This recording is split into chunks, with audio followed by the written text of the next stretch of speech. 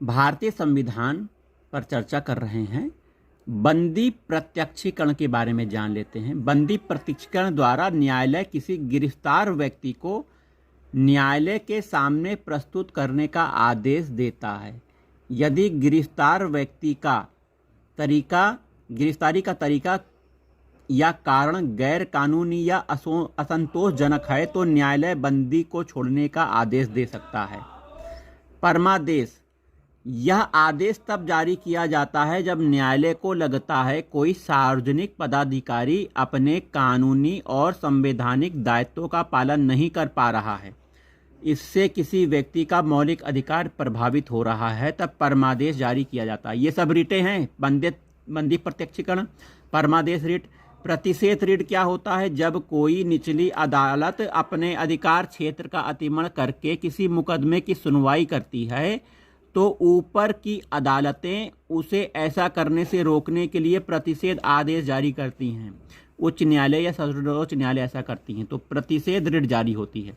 अधिकार परीक्षा रिट है जब न्यायालय को लगता है कि कोई ऐसा व्यक्ति ऐसे पद पर नियुक्त हो गया है जिस पर उसकी कोई कानूनी हक नहीं है, तब न्यायालय अधिकार परीक्षा रिट आदेश के द्वारा उस पद पर कार्य करने से रोक देता है।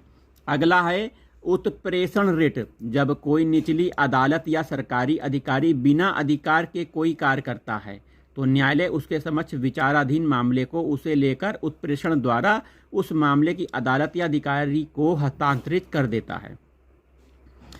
तो संविधान के अनुच्छेद 252 के तहत युद्ध बाह्य आक्रमण के कारण राष्ट्रपति के द्वारा आपातकाल की घोषणा किए जाने पर अनुच्छेद 358 के तहत अनुच्छेद 19 में वर्णित मूल अधिकार स्वतः ही निलंबित हो जाते हैं। इंपॉर्टेंट बात, अनुच्छेद 20 और 21 को छोड़कर अन्य मूल अधिकारों को निलंबित करने की शक्ति राष्ट्रपति को अनुच्छेद 359 के तहत प्राप्त है। 20 और 21 को छोड़कर भारतीय संविधान में 44वें संविधान संशोधन के पश्चात अनुच्छेद 20-21 के अंतर्गत प्राप्त अधिकारों को निलंबित नहीं किया जा सकता।